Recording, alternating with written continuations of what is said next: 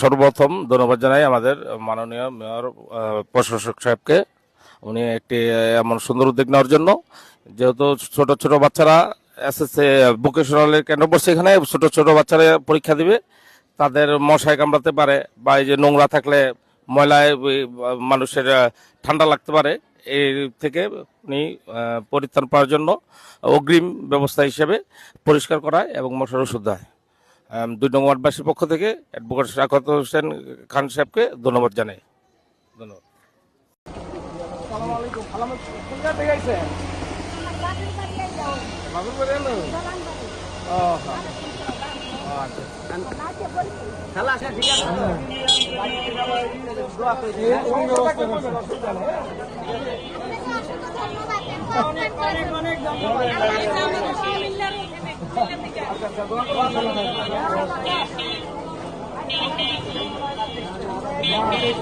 একদিন পর পর আমি যে চারটা ছেলেকে অভিযোগ করতে